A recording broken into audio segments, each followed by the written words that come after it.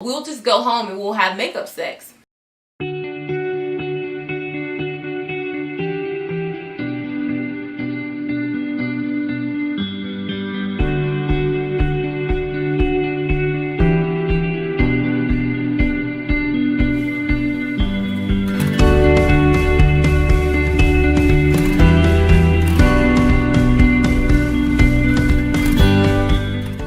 Reasons to remain celibate. So this video is basically for anyone who is maybe into it right now and just got into it, or kind of into it and kind of struggling and not really knowing, you know, which way to go and just kind of discouraged. So this is just a little bit of inspiration or motivation for either for any step that you're in with this, any phase that you're in. And even if you're thinking about being celibate, this video is also for you as well. So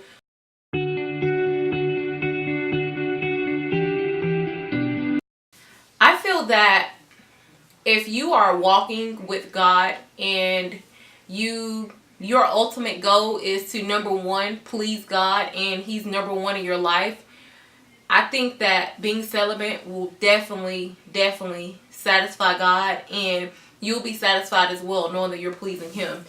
The Bible talks about every sin there is in the world, but specifically with sexual sin, it says that you're basically sinning against your own body.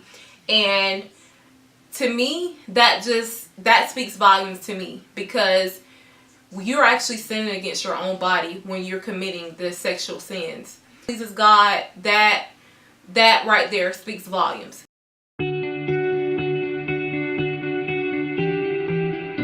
This is where a lot of people kind of get confused with the abstinent versus being celibate thing. Being abstinent means that you're refraining from having sex, meaning you're refraining from it for a certain amount of time. You can be refraining from having sex for 10 weeks or so. You could be refraining from having sex because you're just not currently in a relationship. But as soon as you get back into that relationship, you'll start back having sex with that person. Being celibate, and there's a purpose behind it. You're basically doing what God called you to do. Basically not having sex with anyone until you are married. And it's not refraining from having sex. You're not having sex at all until you're married. So it's not a temporary thing, if you will. It's not a temporary thing. You're not having sex, no kind of sexual activities, until God sends that man in your life. And you're really walking with purpose with that. So to me, and this is just my opinion, to me, being abstinent and being celibate is two different things. So you'll never hear me refer to abstinent and celibacy the same, because to me they're not interchangeable words. They're just not the same thing to me, because being celibate, there's purpose behind it, and it's just a greater purpose.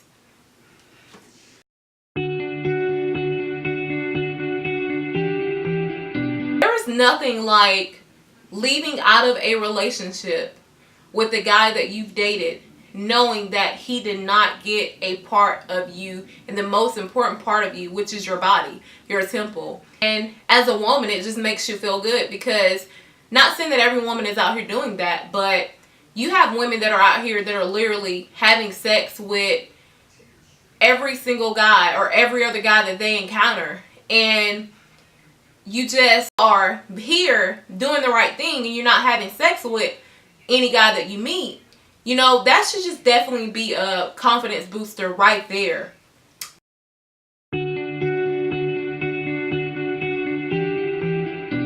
People don't realize that when you have sex with someone, it just complicates things. It complicates things, and you're just not able to make the best decision possible, because you can meet someone and you've been talking to him, you don't like how he treats you, you don't like the fact that he does not walk with God or want to go to church or anything like that. You don't like his mindset. He could just be lazy to you or not motivated or something like that. Something that basically your morals that were instilled into you as a little girl, that your mother taught you about, you basically ignore that. And you know why you ignore that? Because you've already had sex with him. Sex clouds your judgment versus you being with somebody and you see, okay, I'm not liking how this person is really treating me. I don't like how they're talking to me. I don't like the fact that I want to get up on Sundays and go to church and he doesn't want to get up and go to church with me. Or he's just really lazy and just, here I am going out to the office and doing this and becoming an entrepreneur, and he's just home and not doing much. You're going to identify it more, and it's going to be easier for you to move on and get out of that relationship because you have not had sex with him. And yes, I know some people say, oh yeah, it's just sex, but people don't realize that no, it's not just sex. Sex comes with soul ties, and a lot of people don't realize that. So I really think that holding off and waiting until you're married, you'll be able to find the man that God has created for you. And your judgment won't be clouded when you need to get out of there. You won't stay and hang on because you enjoy having sex with him. It'll be easy for you to identify, and you'll be able to go ahead and get out of there and move on to the next situation.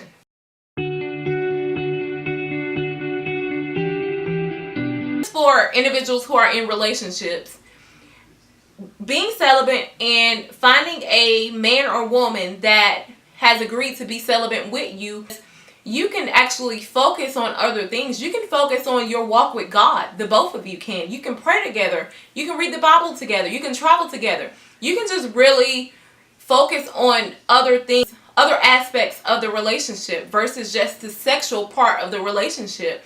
So when it does come that time, you already know each other, and it's not, once again, it's not clouded with sex, because a lot of people, they get into relationships and things are going really bad and they feel that, okay, well, we'll just go home and we'll have makeup sex and it makes it all right. No. So you're in a relationship, you both are being celibate, you have that problem, you don't go home and have makeup sex. You go home and you sit down and talk about it. You maybe even go to a scripture in the Bible and actually read and actually get that sense of encouragement so that you guys can identify the problem, move on to the next, and keep it moving. So it definitely strengthens your relationship if you are in a relationship.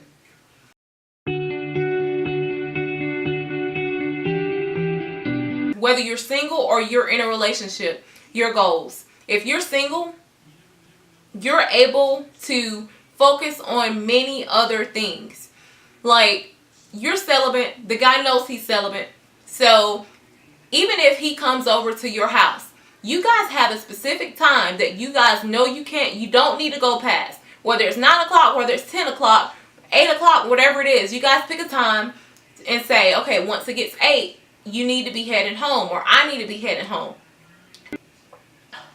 What happens is, that time that you're basically not with him or not with her, you can be using to chase your dreams or tackle some of your endeavors. And I think your focus just changes because you're more focused on learning that person. You're more focused on learning the person's personality, seeing what makes them happy, seeing what makes them sad.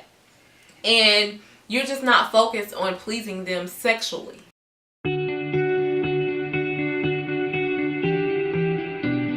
Besides the pleasing God, which is number 1, this one here is one of my favorites. Self-discipline. And self-discipline is very, very important. And being celibate definitely teaches you how to be self-disciplined if you are already not. For a female, let's start off with you. You're out having dinner. He said, okay, let me drive you home. I'll drive you home. Drop you off home. That'll be that. Okay. So you have because you're self-disciplined, you have the opportunity to say, yes, that's fine. You can drop me off home. But once you drop me off home, know that that's it. You're not coming inside. We're not having any kind of nightcaps or anything like that. And another option is you can go ahead and let him know. He drives you home. He gets out the car, opens the door, say your goodbyes. Let him know that it's just goodbyes. It's not going to, don't even kiss him. And that's another story that's going to be put into another video. But call it quits. Send him on his way. Thank him for dinner. It's late. I'll see you tomorrow when the sun comes up. Okay, this one here is just as important. No one wants an STD. But if you are not having sex with anyone and you are waiting until you're married, you won't have an STD. I've never seen anyone go into a health department or have to go to the doctor because they have an STD, but they're not having sex with anybody. If you don't have sex with anybody, you won't have to worry about getting an STD. There's all sorts of things out here, and you just have to be really, really careful. You have to be careful who and what you get yourself into, because no one wants an STD. No one wants to take that walk of shame coming into the doctor's office, letting them know that, hey, I have an STD. And the only way to 100% ensure that you are going to be STD free is to not have sex with anybody. So that one there is, like I said, I don't really have to go into that one there because that one's pretty self-explanatory.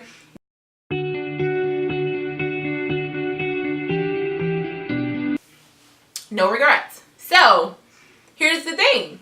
Going back to that scenario that I just explained, where you're sitting out to dinner with him, he wants to drive you home, he wants to walk you in. So you have two scenarios here. He drives you home, he walks you in, you kiss him, you walk up to the door, he kisses you again, and it's a little more passion this time. Okay, next thing you know, you find yourself inside, you're on the chair, things getting steamy. Before you know it, boom. Second scenario, he drives you home, he gets out, he gives you a hug, you thank him for dinner, tell him that you will talk to him tomorrow, be safe going home. That'll be that. Which one do you think you will have a regret? Because it's certainly not this one. You will not have regrets when you are celibate. You will not have to wake up the next morning thinking, why did I have sex with him? Or why did I have sex with her? You will not have any regrets, because you cannot have regrets for things that you did not do. And that's that. We live in a world today where a lot of people think that you have to be the same. You don't have to be like anyone else. You are not obligated to be the same. The thing that I hate most about celibacy is there are a lot of people that are practicing celibacy but will never come out publicly and say it. You should never be ashamed that you have chosen the higher walk in life. There is nothing to be embarrassed about, anything to be ashamed of. If anything, you should walk with pride even more. Not saying that you should think you're better than anyone else, but you should definitely have a boost of confidence knowing that you are celibate. So be different.